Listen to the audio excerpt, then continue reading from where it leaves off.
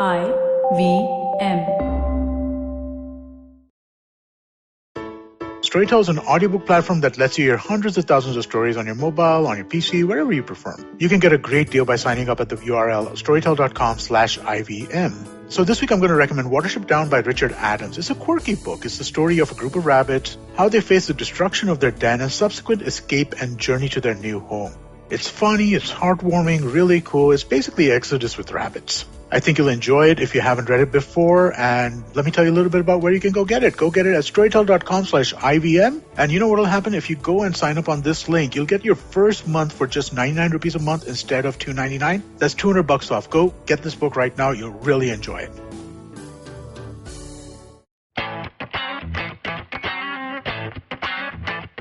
Guys, welcome to Football Shootball episode 20. 20 episode हो गया already इस साल.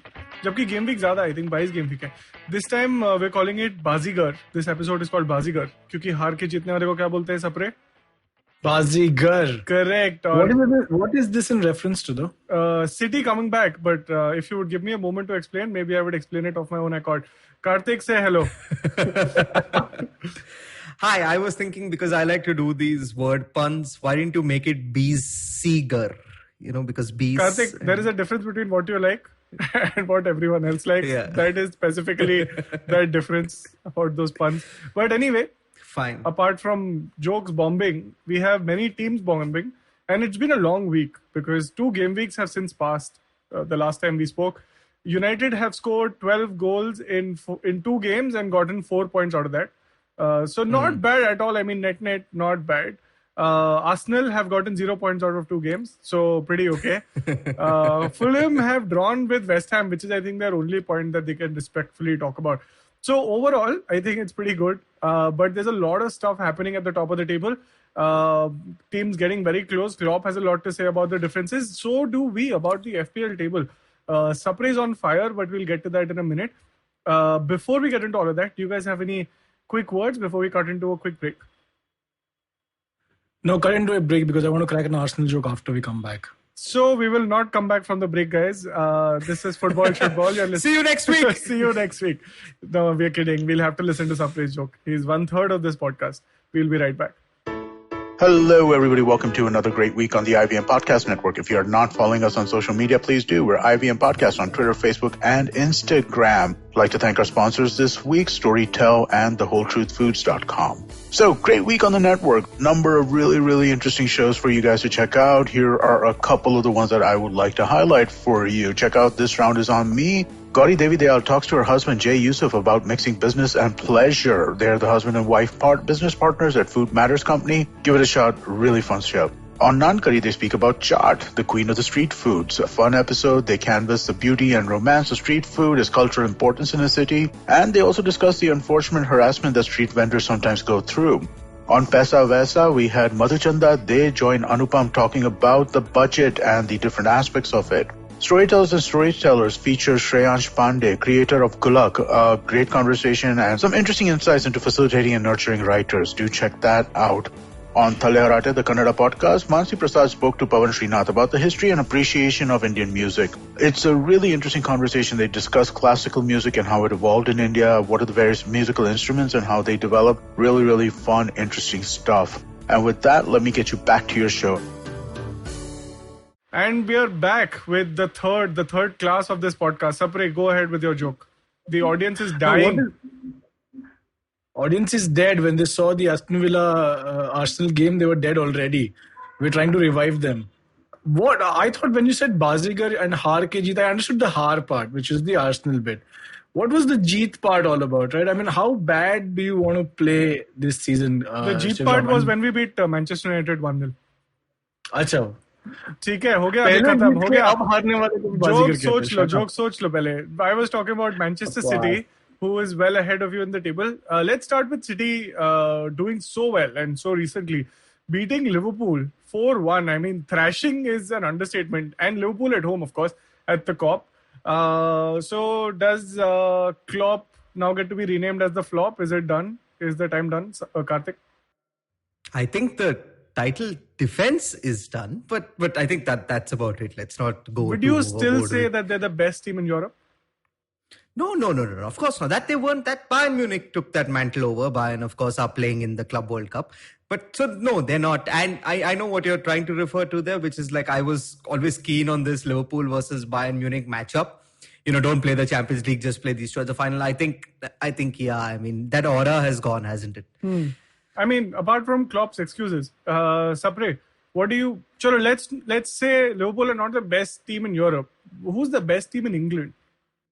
Well, Liverpool still is. I mean, that match Liverpool versus City was just two good teams playing against each other. Look, it's a flop defense of the title, yes. But I mean, yes, Klopp likes to crib and he's been cribbing and all of that. But yes, he does have a lot of injuries to some of his key players, including Keita, key player on the bench that they had. It's funny being a United fan. You have so many nice things to say about Liverpool. Is that because they're losing? Is that you just now? It's like sympathy, like pity, or is it empathy from United's form? I don't care really about like the club Liverpool FC, but the team was really good over the past couple of seasons. They're still good. I mean, they still play decent football than other teams and certain teams that I support, at least in England. But yeah, flop defense of their title for sure. They're not winning this time. Karthik, Salah to Madrid, is that happening ever? I mean, it would have happened for 80 million if they had listened to me last season. Now they're not going to get even 30 million. But Madrid pay above and beyond, right? They want like Hazard. He has scored one goal in how many years? Like not even games, like years. Well, I can't argue with you there, but no, I don't see it happening at the prices that I had quoted long ago. No. But they can get a better player for cheap. He's called Gareth Bale. But no, they already have him. They just have to recall him. They have to take the receipt, show it at the counter. But that being said, City, fantastic win. I mean, we're talking about Liverpool, but let's not take it away from the four goals. Yeah, no, absolutely. When you asked who's the best team in England, I'm surprised Sapre didn't just say City immediately. I mean, this team is. I think that the winning streak itself is so large. I've forgotten what the unbeaten run is now, and they're doing all this without a focal point. In effect, without a striker, but they're just brilliant, man. I mean, if you can get Gundogan to miss a penalty and then score you 2 goals, you're doing something absolutely fantastic with the side currently. I think they're a game in hand plus 4 points ahead. So I find it very, very hard to believe that any of these the chasing pack will catch up to them this season. Yeah, the one thing I saw that, Klopp, I think, is losing his hold over not just the team, also over reality, is because when I see when you get provoked, right? Like when you get easily provoked, you get easily controlled. He was talking to a journalist, and the journalist started with, he had 2 questions. And he said, how will you make the 10-point gap? And another question. And he started with, first check your math. It's actually 13 points. It's not 13 points. It's actually 10 points. Plus they have a game in hand. So either Klopp is assuming they're going to win the obvious game in hand. But that tells me that there is something brimming, like something's not right at the Kop. Well, what they've shown us for, what is it now, 3 years has only been this happy, bubbly personality. And he has this underneath him. We all knew that he has it, and now the pressure is there, right? So it's bound to come out. Fair enough. They've lost. Yeah, players, and they're not, it's not like they're scoring a lot of goals and they're getting beaten by one additional goal here and there. They're not playing well. The front three are not doing as good as anybody expected. Front three, but do you include Firmino in that? I do. He was part of the title-winning side and the Champions League winning side, so I do include him. But Gundogan we spoke about. I think another player that Pep Guardiola has got the best out of, I don't know how, is Bernardo Silva. At the start of the season, we thought he would not play as much. It was between him and Martin. Foden started the season really well, so he cemented his place. But he's come back and his contribution has been immense. I mean, yes, Gundogan. Yeah, but it's high time, no, Sapre. This is a guy who hadn't performed until January. Yeah, I mean, so I think it's high time Bernardo Silva, pulled up his socks. The one thing that Sapre, I think, fantastic joke. I guess everyone missed it on the podcast, and everyone who's listening at home is Sapre said someone has cemented their spot in Pep's team. That has never happened, will never happen. I think the only player who had cemented a spot was KDB, who's not even on the bench. He's returning from injury. Okay, so Pool and City are basically neck to neck. I mean, it's lenient to say they're neck to neck. Pool are 4th in the table and 10 points or 13 points behind. United are number 2. Sapre, are you painting the town red? We did for about 2 days. And the paint wore off very quickly because it keeps raining in Manchester. I don't. Is this like a local joke? Like only people in London will relate to or Manchester will relate to? I guess so. But yeah, we were so hopeful. But this past couple of game weeks have shattered all those dreams at the theatre of dreams. Why past couple of game weeks? The one game week before Everton was... I mean, no, the one before that, I think the past couple of weeks, which is 4 game weeks. United have they were ahead of City and now they're 4 points behind. But that's what their manager also said. Like, we should not even consider... And I think that's what their station is. I don't know where Sapre is getting this idea that they were ever challengers. No, not challengers. I'm just saying the fans were happy to see them. He's very humble today. But I think you can still be happy after scoring 9 goals and still being second in the table. You should be happy. We are happy. I think the timing of this podcast, like when we're recording, if this was closer to midweek after the 9-0, I think Sapre would have just spoken the entire while. But now he's been, what happens after United win, right? The next game week. So, it's pretty usual. No, they played well against Everton. That game against Everton, they played really well. But, Harry Maguire with his big head couldn't see what's happening. And I don't even know who to pick, who to fault for this. Take his name. Yeah, I keep telling you on WhatsApp, when De Gea makes a mistake, it's allowed to blame him, Sapre. You don't have to take Maguire's name every single time. I was coming to that. This past week we tried to push it to Shaw, and then right now we're trying to blame it on Maguire and Tuanzebe, who did nothing wrong. Bichara gave a yellow card. Big deal. Yeah, so many players have been giving yellow cards, but he's been getting the abuse. I think it's time, you're right, to ask De Gea to just throw a fax machine chalu ho gaya. But I just said we already discussed Madrid and De Gea in the same podcast. Who else is your backup? Or Romero, where is he? Henderson. Henderson. Yeah. English team. Henderson is English, right? Yeah. Look at his face. Is he number 1? No, Pickford is number 1.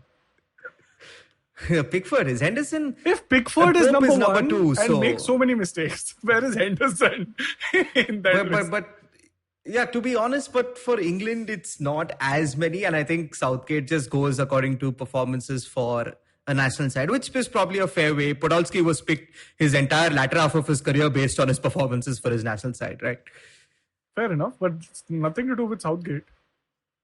No, it is, because that's why Southgate keeps picking Pickford, because he doesn't make as many mistakes. He can play the way Southgate wants in the England squad. So it's not necessary that he needs to be the best English keeper in the Premier League, is what I'm trying to get at. So don't pick the best keeper, pick the most recently, doing well keeper.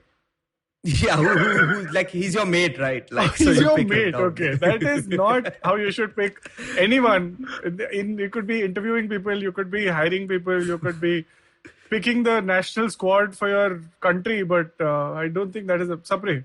What do you have to say about this attitude? No attitude. Yeah.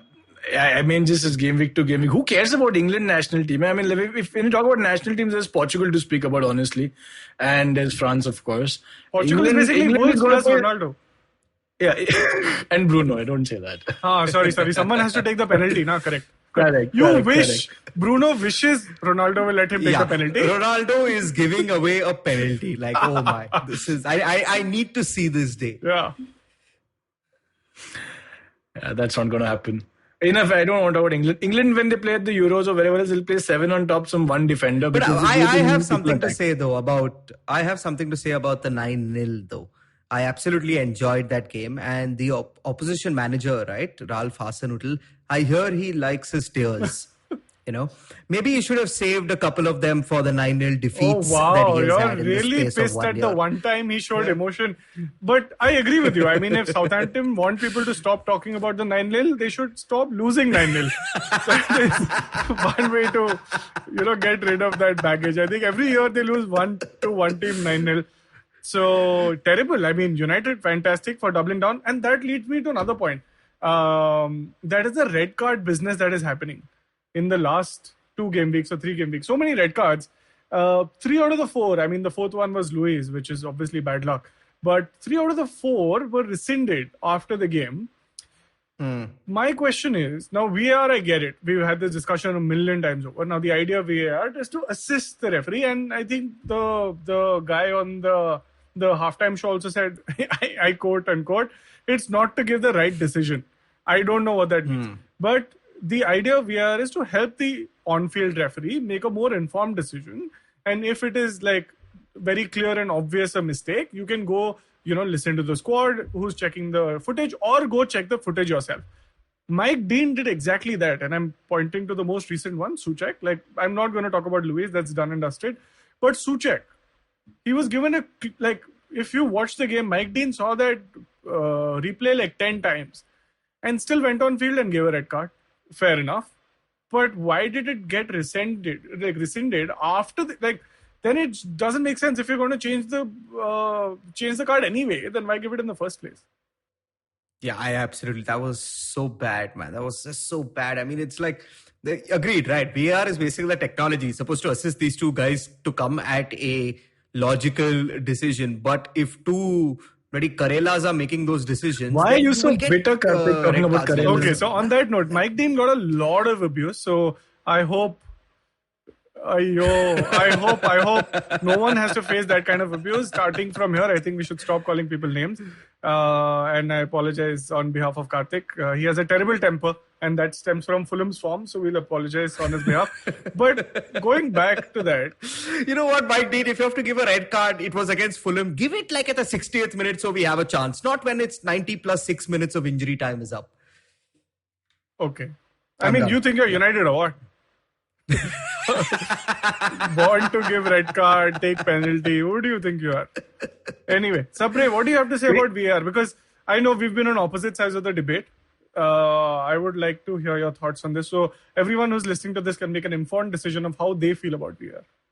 I have all the respect for VAR and no respect for referees. It's okay for people to make mistakes. Yeah, absolutely not. Talking about it, I mean, coming from a United fan, you should thank your 12th man first of all. You know what Sapre is basically saying, right? New referees, this new generation of referees Mike Dean is a new generation of... How long have you been watching football, man? Wait, how old are you, Sapre? No. ऐसा Dickie Bird के जमाने से देख रहे हो क्या तुम? I'll tell you what about VAR.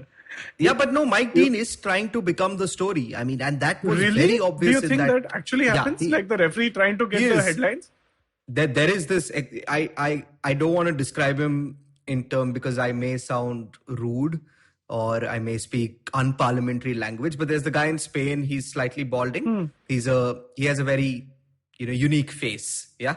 Mahoz, I think his name is. And he tries to become the story in every match that he referees. He gets all the Clásicos or most of the Clásicos, and he always tries to become the story. And I think Mike Dean does the very same thing. Otherwise, there was no reason to give this red card at all. I mean, it was just so bad. Firstly, we have watched a game that was 0-0. And then on top of that, the referee decides, we need something to talk about, so to give a red card. I just don't get it. I mean, I'm apologetical for him for the abuse that he's received. But on the other hand, I mean, there needs to be if so many decisions, like you mentioned, after VAR are getting rescinded, there needs to be then like a grading system for referees as well, which is there, but maybe it needs to be made public. So Uber rating. Did you enjoy the game today? So there's a referee with 3 stars saying, I don't want him to manage my game, of course. I need a 5-star referee. There is. No, who Southampton and Arsenal said that some referee shouldn't... That was Southampton. Southampton said that someone was, don't referee our game again. The one against United only. After losing 9-0, they have the audacity to come out and say, don't referee our game. That is why we lost 9-0. I think there was a contentious red card which was then rescinded on Bednarek. There was. So, I mean, same problem. Yeah. At 7-0, Shivram, I should remind you. You never know when you can come back. Baazigar is the name of the episode, Karthik. Okay, so let's move on. Leicester, Wadi's back. Let's talk about Arsenal. No going to Leicester. Arsenal. Okay, before you try and just skip. There's a long way to go. I'm talking about the third team in the table. Arsenal are 11th. You know what? But there was this entire, when we spoke last time, it was the what is the re-emergence of Arsenal, right? And then we saw two games where, if truth be told, especially the one against Wolves, Arsenal should have finished off that game in the first 30 minutes before Luis got unjustly, easy, right? And against Villa, Villa are a good side, and that was not Arsenal at his best. But it's just probably, especially from your point of view, it'll be so upsetting to see like the team actually do well over 3 weeks and then come back to this now. Yeah, it's called re-emergence of Arsenal.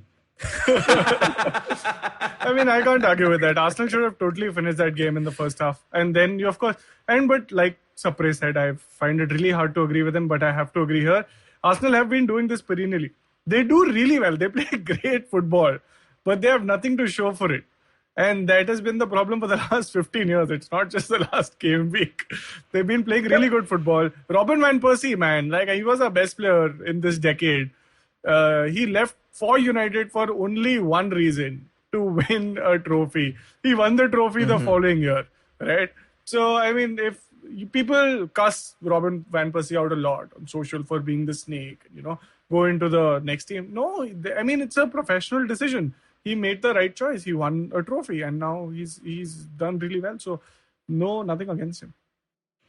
So, I want to just end this once and for all. Is Willian... khatam karo ye football. No, this is... Willian had a good season at Chelsea the previous year. Right? When he came to Arsenal, fans were happy. Both Chelsea and Arsenal fans were happy for some reason. But he's just been terrible. And he's not starting as much. Which is not a bad thing. What choice do you guys have? Martinelli was on the bench and Willian started. I'm not sure what Arteta's infatuation with Willian is. There is something happening there, right, with Martinelli. I'm not sure why he's not playing more. Yeah, it's like he started a couple of games, then he got injured, then he was back. There is this thing. So I think he just keeps getting injured, probably. That's why. But when everybody speaks ill about Arsenal and the form, but nobody wants to blame it on Arteta because his decision making is right, everything, then it is his decision to play Willian. Why do you have a problem with Willian then? No, okay. So there are two parts to that. One is playing Willian and Willian playing, right? So both are issues. No one is running away from that. They're just different issues. It reminds me of a quote by the great person Karthik Iyer, which said that there's a difference between doing and getting things done. Right? It reminds me of that. Karthik, you're so wise. Nice. I were laughing. What happened, Sapre? Yeah. But to be using that, I do not think Willian is doing anything or getting things done from his other teammates when he's on. His heat map is a dot. Okay, so he's just standing in one place. one circle. Anyway, okay. Imagine, 3-year contract. 3 years. Yeah, that is what people wish for. Halfway through the first year. If this is retirement, I would like to retire. Sure, let's talk about real chances at winning the cup. Leicester, 43 points. Ahead of Liverpool, having played the same number of games. I'm sure Klopp can do the math. And Liverpool are actually just 1 point ahead of Chelsea. So it's not like, after the 4, the rest of the teams drop off. It's very, very close. And West Ham also 39 points. Everton 37 points. Tottenham 36 points. So from the 8th to the 4th, it's not too much room. And Liverpool could easily go below 6th as things stand if everyone does their deed. But they're playing Leicester next, aren't they? 6-pointer. I predict that Leicester will thrash them if Vardy's back and starts. Because have you seen their defense? Their defense has more midfielders than defenders. So I think they should just call it midfield part 2. They should stop calling it and put Henderson in goal. That is only what is left. Yeah, but they got that Kabak. He may start against Leicester. I mean, it's probably not wise. First you complain about injuries, then you complain about the number of substitutions, then you send Minamino to Southampton. Okay, so I think the problem... Who scored, by the way? Exactly. If he had gotten the same chance at Liverpool, maybe Firmino, who is supposed to play every position, can't score from the one position he's supposed to play in.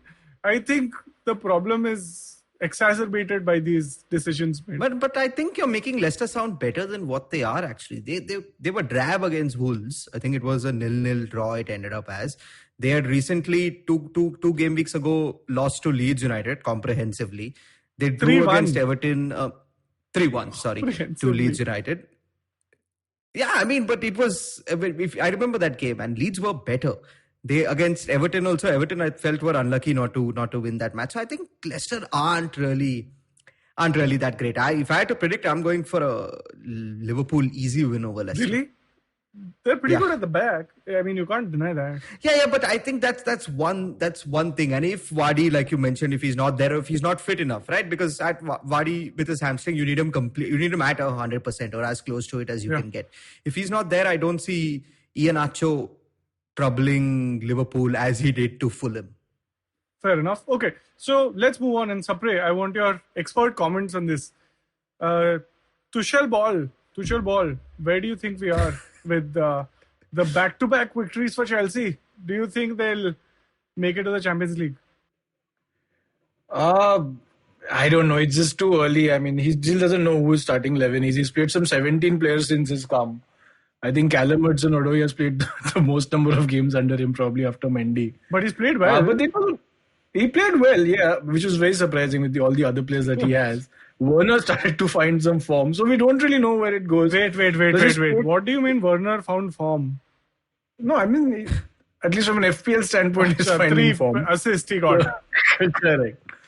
I don't know, it's just too soon. And the match that they played against Sheffield wasn't their greatest of performances. I mean, if you saw the match with the own goal and with Rudiger. You mean the one game at 1:30 between Sheffield and Chelsea? 1:30 a.m. Correct. If we watched the game, okay, got it.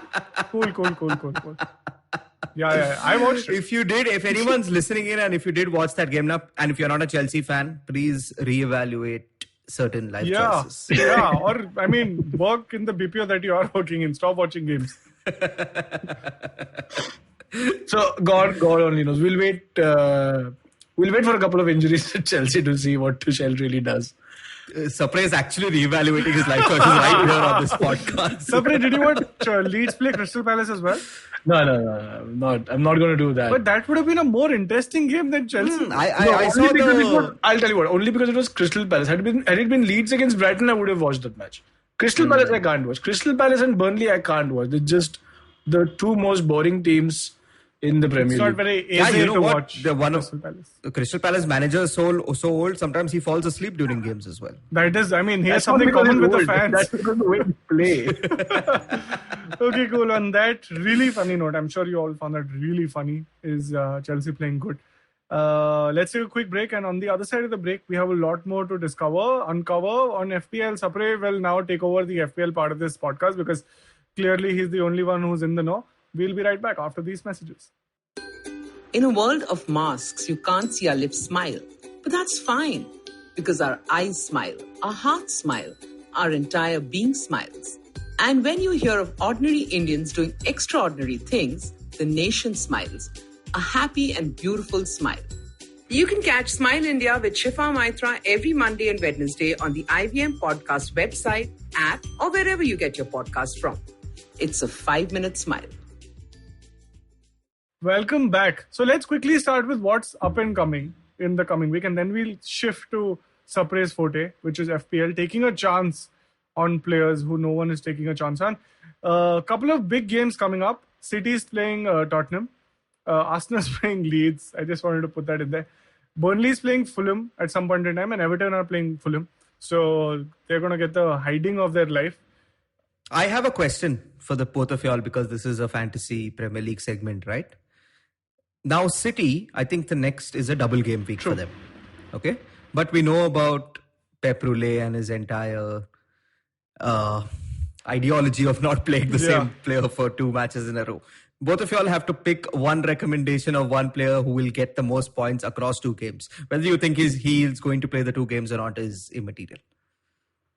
From a City player, you're saying? A City player, because people are going to load up on City players. It's a double game week. I mean, you can tell as many people as you want that Pep is not going to play. Pep is going to start with Foden now, but not play him in the next match. But I think everyone's going to load up on their City players. So name the one player who will get you the most points across the 2 games that Manchester City have. And while you all think, I will just Google which 2 games Manchester City No, I'll tell you which 2 games they have. The Tottenham and Everton. Tottenham.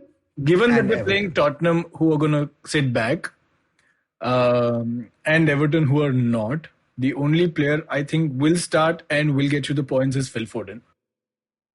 We'll start this Phil Foden. Phil Foden. Okay. Yeah. My pick is Sterling. I think he's a value pick. He's already a premium pick in FPL. He's rarely been rested. And even if he has been, he's been brought on. So I expect him to show up. But my pick of this game week is going to be United playing West Brom. I think it'll be a high-scoring game because both lack a defense. And I don't know, Sapre, do you think it's time to pick Cavani in our team? Because he's been delivering.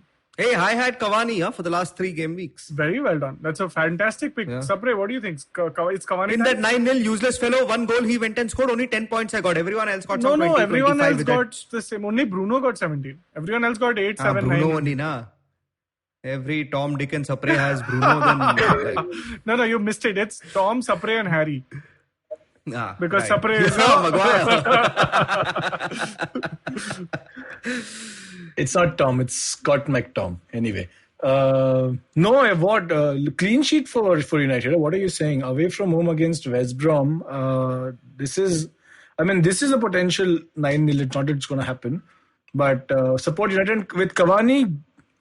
I don't know. You know what? He's just old. That's his. Wow. How old is he, Sapre? He's in his 30s. How old are you? I mean, he's like 33 or something, yeah? Poor chap. Yeah, no. So, if he's on the pitch, he will get you a goal. James Anderson is coming and bowling India out at the ripe old age of 67 and you're talking about Edison Cavani here. The difference between the pitch at Chidambaram and at the Hawthorns, right? So, also not the same game, by the way. So, if he is on the pitch, he'll get you points, but there's no assurance he will start. Unless he rests Rashford and he starts with both Martial. So there you have it. The pick from Sapre, Edinson Cavani. He will start unless he rests.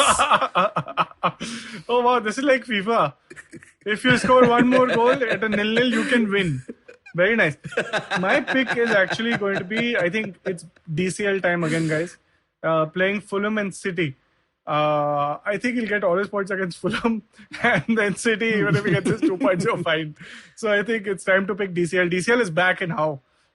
He scored against, he scored the equalizer at United when United was sleeping. They thought they'll get another penalty after the full time, but unfortunately, the referee didn't pick the time. Sapre. What, my pick for the game week you're asking? Antonio. Captain Antonio. Sheffield against United. Sheffield. I captained him last week. I got a grand total of 4 points. Jesse Lingard? I thought you all wanted Jesse Lingard or one I of you got Jesse Lingard as well. But that's it. His quota was done in those 2 goals. No, the thing is, I sold him for Salah, who scored, and I sat Gundogan out. Okay? So all the points that I could have gotten are now, in my memories, in my tears. None of that is going to happen. But anyway, let's actually go back to the Football Shootball League and see how everyone else is doing. If you want to take part in the Football Shootball official FPL League, go to fantasy.premierleague.com, type in H3OMYA, that's H3OMYA, put that into the code field, and you can join the league. We have pretty good top 5 listers. The number one is very close to 1,500 points. Hot damn. This is pakka some cheat code. Team name is Who's Your Cap? Akshay Tejwani. Fantastic, man. 1494.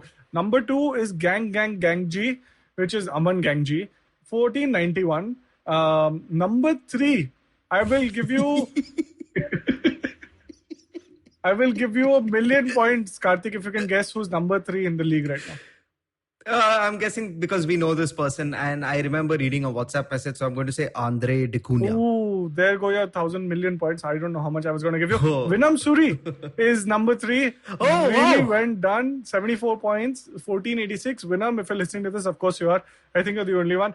Well done. I think you've beaten all of us. Number 4 is Andre De Cunha. No, I'm sure Gang G is also listening in. I'm sure everyone's listening in for surprise pick on Edinson Cavani if he's starting or not. Edinson की क्या छाव में हम क्या नहीं क्या था line भूल गया मैं तारे ज़मीन पे. Anyway, Andre De Cunha, may the Josh be with you because his son's name is Josh. 58 points, 1483. The reason I don't track everyone, I just know him. He's a good friend. Tanmay Gaude, Kloppites, 71 points, 1477. Very well done. Anurag Mandle, last year's winner, is 6th, guys. I mean, how many Chelsea jerseys are we supposed to buy? What is happening? He's back in the top 6. That's insane. Sapre. That's very impressive. That's fantastic. I didn't think it could be done. But here we are. Sapre is actually losing his spot. He's 29th. Mason wants to know. But he's not that far. I mean, it's 12 points. He's just 60, 70 points behind them. He could easily do that in 2-3 game weeks. But for everyone who doesn't already know in the top 5, Sapre has already used all his chips. Like the Howard that he has finished his chips. So that basically leaves us with no opportunity for the 3 of us to be in the top 5, 10, 15, 20. Sapre, any tips before we cut out from the FPL part? Yes, very important tip. Do not bench Gundogan. Anybody, do not bench Gundogan. I have made that same mistake. Otherwise, I would have still been on the same points as my age, which is 22-ish. Bolo, jhoot bolo, free hai. And always trust the goalkeeper playing against Arsenal. These are my 2 tips for FPL enthusiasts. Enthusiasts is who you are. But thank you, Sapre, for your top 50 tips. I think you deserve to give out tips more than me and Karthik. But Karthik, before we wrap this up with football around the world outside of England, if it exists, I don't know. It's like a legend, urban legend. Do you think it's time to buy into a Fulham player? I mean, again, it's a double game week, so it sounds enticing, but nobody there will get you points, yeah? Our top goal scorer is 4 goals or something. So I would say, but then maybe a defender, because we seem to be keeping clean sheets. So yeah, go for either Tosin or Joaquin Anderson. Yeah, buying a Fulham defender or maybe even the goalkeeper. Never really, No. I have Anderson, and he keeps getting me 6 points every second game week. So I think that's okay. That's an okay return. They're not going to score you any goals, but I guess he's cheap as well. So just a quick thing there: if you want to pick up a Fulham defender, you have to use the filter. If you don't, then you have to scroll for 5 pages to get to a Fulham defender. No, you can just put cheap. That is how I find Karthik's name in my contacts book also. I would say, don't pick Fulham. I would think at some point, especially you leaders, if there's like a point or 2 difference between y'all and y'all don't want to make changes to your starting lineup, but y'all have some money, get Edison in as your goalkeeper. I predict he's going to take at least a penalty or 2 this season. Oh, not a bad call out. I honestly have a feeling, and especially because remember Klopp said this last year that Edison's our best penalty taker. Yeah, after Gundogan missed, even though they won, Klopp said that I was joking that time, but now I'm only half joking that maybe Edison needs to. Can we wait till he's not joking? Oh, sorry. I mean Guardiola, not Klopp, obviously. Guardiola. Don't mistake your legend. But then, but that's what I'm saying. So until the end of the season, I'm not telling you for next week. I'm like, it could be, especially if you're like leading and it's like Sapre and you are having a head-to-head battle. Like it could be a good differentiator. We're not, just so you know. Anyway, okay, so that's enough of FPL, enough of fantasy. Karthik, move on to the next part of fantasy, football around the world. Tell us what has happened in the next 2 minutes and then we'll cut because I can't really. Yeah, I think, I don't know, we need to, if you have to go in, we have to go in deep. I'll tell you what, in Italy, y'all are fans of Italian football, at least earlier. So the title race this time is definitely going to be between Inter Milan, AC Milan and Juventus. So that's something exciting to look forward to. But yeah, that's about it. Messi comes on, he scores. Ronaldo keeps scoring. Ibrahimovic has scored some 500 goals. Ronaldo is at some 780. Messi is at some 600 something. So it's all over the place. Wow, you're rattling numbers. Here are official statisticians starting now. This one stat that I found, Ronaldo has scored 300 goals after turning 30. Like that is insane. Nice. How many has Cavani scored? Yeah, and here Sapre is making fun of 33-year-olds over there. How old was Serena when she won her Grand Slam while she was pregnant? That was 2017, right? She beat Venus in the final. Yeah. So if she's 39 now... 36? I mean, 35, 36, That's insane. I don't know when her birthday, Sapre, don't give up hope yet, man. I know you're past your prime, but you can still... Yeah, I'm actually thinking, I've never played Red... Remember I was discussing with you all Red Ball cricket? So I've never played, right, in my life, red ball cricket, but I've charted out a plan. I'm thinking I'll train now for a year, next year IPL, and then I'll play the subsequent T20 World Cup that's probably going to be in Australia, right? That sounds like a 2022 What happened plan. to badminton Olympic medal in 20? So the Olympics were postponed now. Is that my fault, Shivram? No. You blame the pandemic, blame COVID. But were you going to the Olympics? I am like Shrok. I am retired. I do not wish to speak about it anymore. So, but Stroke played before he retired. See, let's not get into The detail. Yeah. Sports doesn't have a 40 under 40. Oh my God. 40 who could have been? Yeah. Okay, cool. So, fantasy followed by fantasy followed by fantasy. On that note, this episode was called Baazigar. This is episode 20 of Football Shootball. Say bye, guys. Bye-bye. Bye. So if you like this podcast, don't forget to check out other interesting podcasts on the IVM network. You can listen to us on the IVM Podcast app or ivmpodcast.com. You can also follow us on our social media handles. We are at IVM Podcast on Twitter and Instagram. If you want to reach out to me, I'm Fickleberry Hun on Twitter and Instagram. That's Huckleberry Finn, but Fickle. If you want to reach out to me, I am Sapre on Twitter and Sapre on Instagram. You can reach out to me at IRANT, which is IYERANT on Twitter and Instagram. This is Football Shootball. Recognize. Do you wonder what goes inside the mind of an achiever? How do they manage to get back up on their feet in spite of their failures? Do they really do something different? You're absolutely right. Yes, they do. I'm Aditi Surana. Join me every Wednesday and Friday on my show Absolutely Right, where I use my special tool of handwriting analysis, also known as graphology, to interview high performers and study secrets behind their success and personality. You can catch us on the IVM Podcast app, website, or wherever you get your podcast from.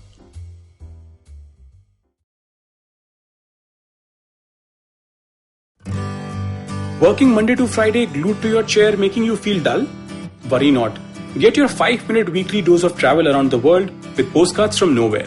Join me every Thursday as I explore the strange, obscure and fascinating parts of the world and bring out facets of travel you may not have thought of before. You can find us on the IVM Podcast app, website or wherever you get your podcast from.